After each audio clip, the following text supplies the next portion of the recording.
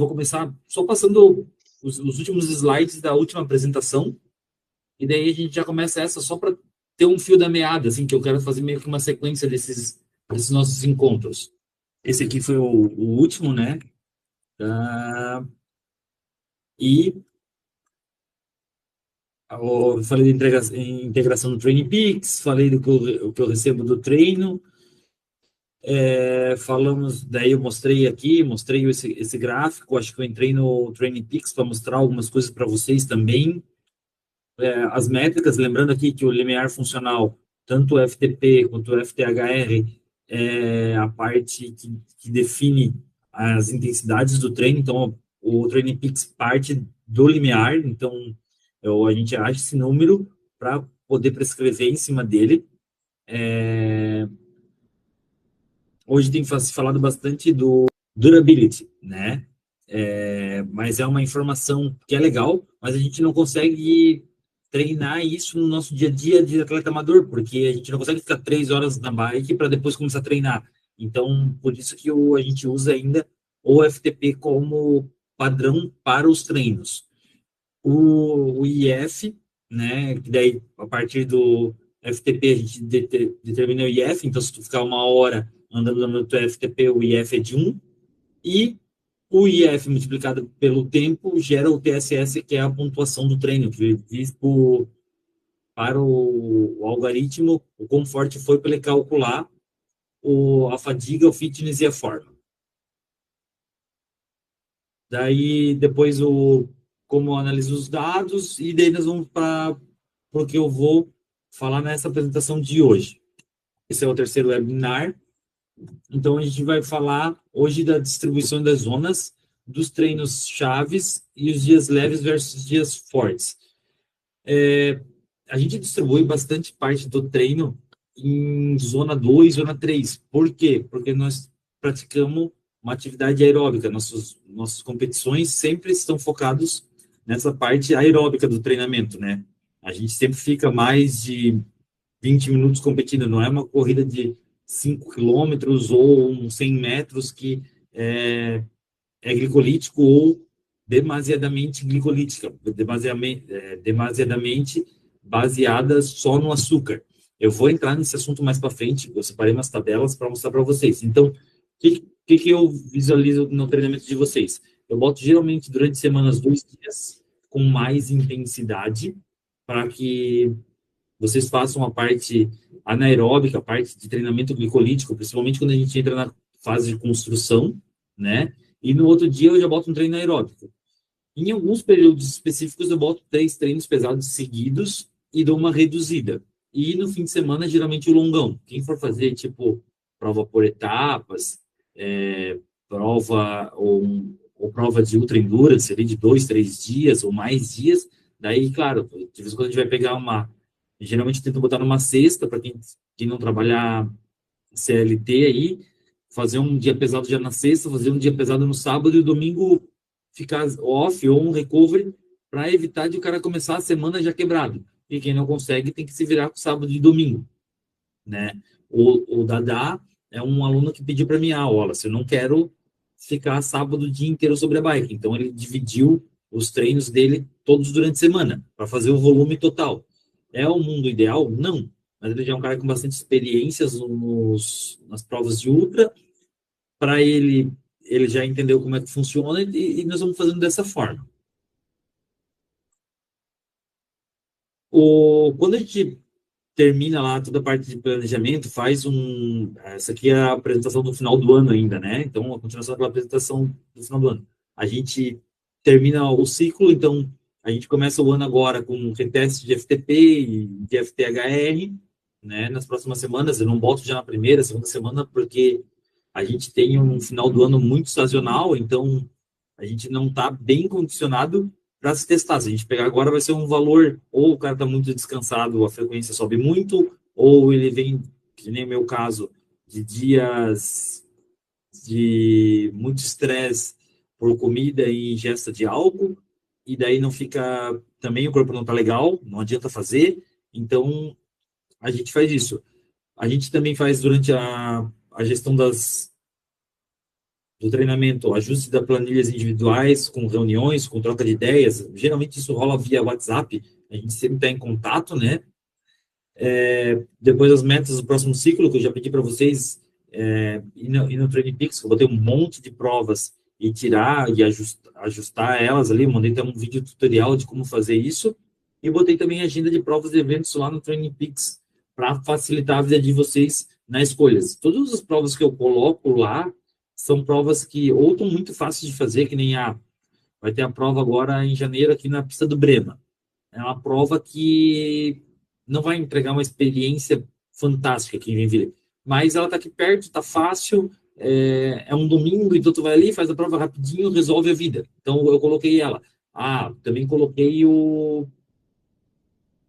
Giro de Itália Like a Pro, botei o K3, botei o Letap de Campos. São provas que entregam um evento fantástico, entregam segurança, um kit legal, uma experiência boa. Então, geralmente eu busco isso, botar tanto provas regionais, para ser provas de passagem, mas botar provas que entreguem experiências, provas que eu já participei, que eu sei que é legal.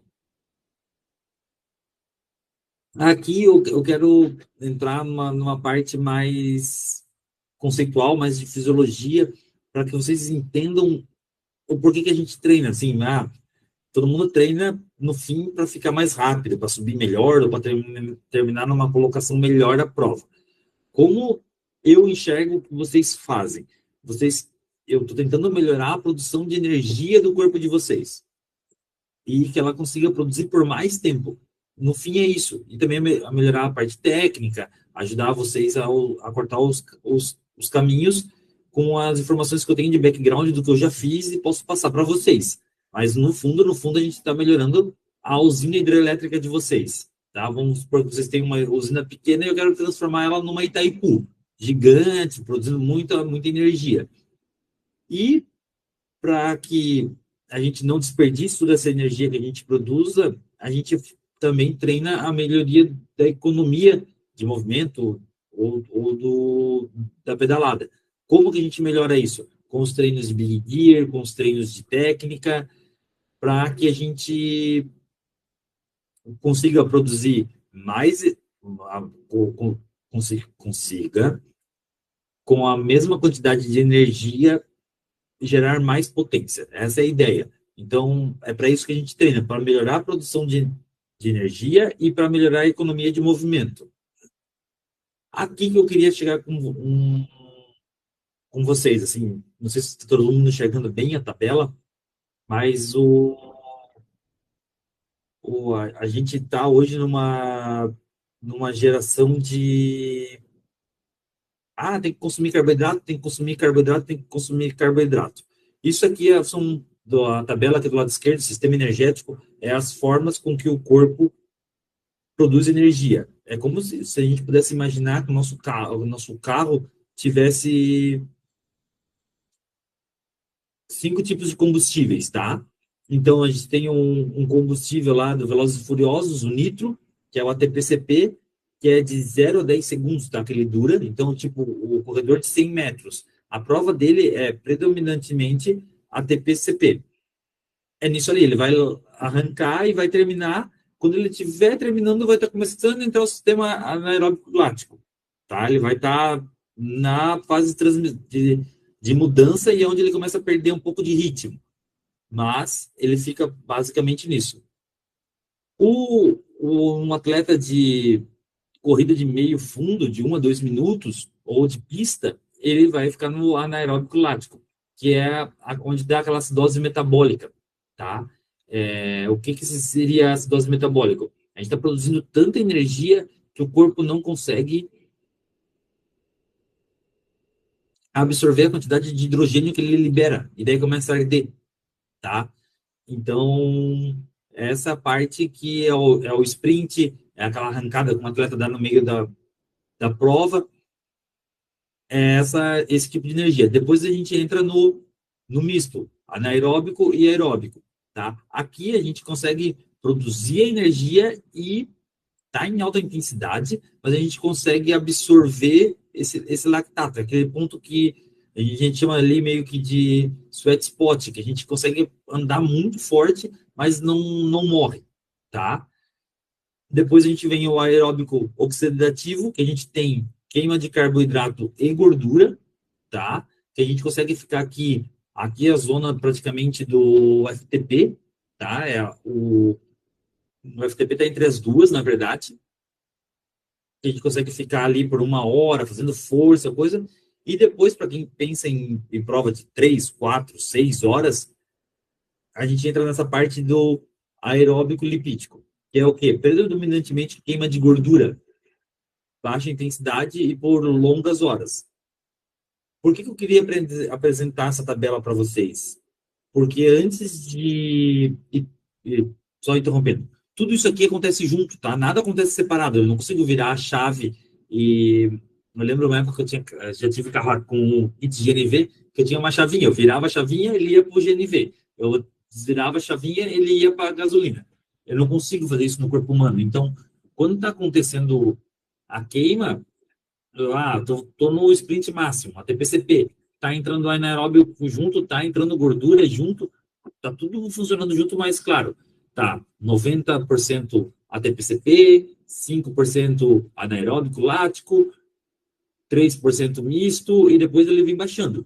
E o inverso também é proporcional.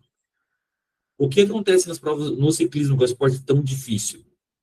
A gente predominantemente vai estar no último, tá? Um atleta de Tour de France, um atleta de ciclismo de estrada bom, mesmo em prova clássica, o Pogacar lá no meio do pelotão, o pelotão está andando a 35 por hora, ele está lá embaixo, né? Escondidinho, por isso que os gregários são tão importantes e por isso que eles sobram no final, porque na verdade eles já estão de cima ou no meio, né? Então eles não aguentam essa tocada forte, para eles também não aguentam, né? Então a gente tem que começar a pensar isso, onde eu vou gastar a minha energia nessas fases de tempo. Depois eu queria falar das zonas de treinamento que tem totalmente a ver com isso aqui. Então, eu quero fazer um evento extremamente longo, eu vou ficar na zona de endurance, entre 69% e 83% da frequência cardíaca de limiar. Lá do outro grupo de slide, lá da apresentação 2, que eu falei do FTP e do FTHR. Então, eu vou ficar nessa porcentagem. Eu estou competindo um contrarrelógio longo. Vou ficar no 84, 94. Vou fazer uma prova de contrarrelógio curto, 95, 105. Ou vou pegar uma subida no meio da prova. Eu venho aqui na zona 4 e volto para a zona 3.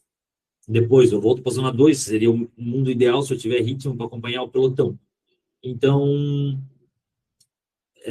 basicamente isso. Quando a gente está falando em zonas de treinamento, a gente está falando em zonas de combustível. O que eu estou queimando. E é nisso que eu penso quando eu estou preparando o treino para vocês, para produzir melhor energia para cada coisa. Então, tipo assim, geralmente, para o atleta de ultra endurance, eu trabalho o VO2, mas pouco, muito pouco, porque ele não vai usar muito disso. Claro que se eu melhoro o VO2, eu trago o resto um pouco junto.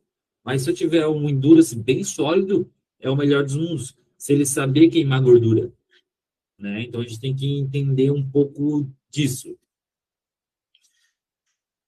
Então eu entro aqui. A especificidade de cada treino, o objetivo do treino é demanda fisiológica ou técnica procurando atender a necessidade do ciclista, do atleta. Então, o cara vai fazer uma prova curta, eu boto os treinos mais intensos e poucos treinos longos, tão longos. O cara vai fazer provas longas, eu boto mais treinos longos e menos atividades intensas. E depois a intensidade representa uma demanda energética, como eu já falei aqui e aqui. Então, basicamente, quando eu estou pensando aqui para esse treino para vocês, eu estou pensando em melhorar alguma coisa desses sistemas energéticos aqui. Não estou pensando em o que vai se refletir em o Locatelli vai subir erro do rastro mais rápido, o Locatelli vai conseguir sprintar, o Magalhães vai conseguir fazer o bike man dele, assim por diante, mas eu sempre estou pensando em melhorar essas valências. O que é a periodização e por que seguir? Por que a gente faz a, a periodização ali, base um, base 2, se tiver tempo, base 3, build um, build 2, e depois a gente vai para o pico. Porque é o planejamento estratégico do treino. A gente não consegue construir uma casa pelo telhado, né? Basicamente essa a diferença. Então, se eu pegar um atleta e quiser melhorar o ATP-CP e o anaeróbico lático dele direto, o que acontece? Qualquer estímulo que eu der, tipo, se um cara veio para treinar comigo, eu vou começar a botar treinos intensos para ele, que é o mais gostoso de treinar. Ele vai muito rápido entrar no anaeróbico. Então, tipo, eu sou um atleta de rachão, um atleta que sai para treinar e sempre vai em um grupo de rachão, pelotão de corpo, sim, que dá muito sprint. Ele geralmente, quando ele chega para treinar com a gente, ele não consegue aguentar treinos longos em baixa intensidade, sem variação de ritmo. Por quê? Porque ele não consegue queimar gordura. Então, o que a gente faz? A gente precisa trabalhar a base. Muitas vezes o atleta tem dificuldade de entender que aquela frequência cardíaca, o treino parece ser muito leve, é a frequência cardíaca correta. Por quê? Porque ele só treina lá em cima. E só que ele chega com 1 hora, 2 horas de pedal ou 3 horas de pedal, ele quebra e se arrasta, né? E daí ele não consegue mais, mesmo comendo, mesmo ingerindo carboidrato, ele não consegue mais produzir energia, porque o glicogênio muscular dele acabou. E quando acaba, não adianta de comer muito, muito, muito, que o corpo não consegue produzir energia por longas horas. Ele vai estafar. Então, o que ele precisa? Ele precisa ir para o lipídico, para o oxidativo, para a gordura. E quando ele vai para a gordura, ele está tão mal treinado que a velocidade dele na gordura é muito baixa. Então, a grande diferença que é o treinamento em zona 2 dos profissionais é essa. A velocidade em zona 2 deles, a queima de gordura deles é tão boa que eles só entram nas subidas e nos sprints nas zonas glicolíticas. Por que eles comem tanto durante o pedal? Porque é impossível comer, por exemplo, Tour de France, coisa assim, porque é impossível comer tudo que eles precisam comer depois da prova, para repor o que eles gastaram naquele dia, em 8 horas que sobra ali, né? Eles vão dormir muito tarde. Então, eles têm que ir comendo durante a prova para conseguir ter o aporte calórico para aguentar um Tour de France inteiro, etc.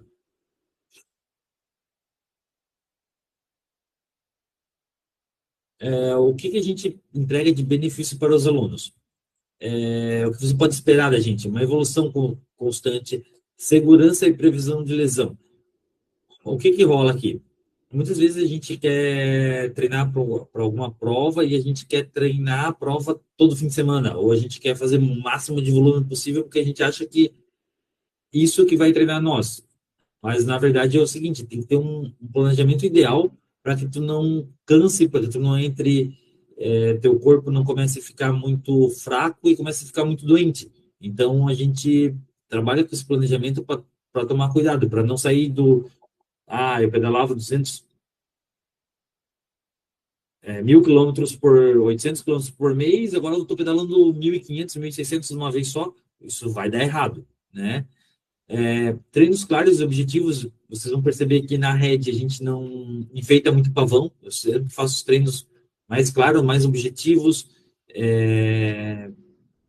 que funcionam, o básico, mas o básico bem feito, ajuste sempre que necessário, conforme o plano do cliente, os ajustes sempre que necessário, sempre quando pedir, a gente sempre está muito próximo, suporte próximo e humano, então se tiver em provas, se tiver em eventos, eu sempre estou junto, mesmo distante, eu também tento estar próximo para que o cliente e aluno se sinta acolhido, não se sinta tipo assim, pega a planilha aí e te vira. Não, é isso que eu não quero. Quero sempre ter essa troca de ideia para que o cliente se perpetue na modalidade e no treinamento com a gente.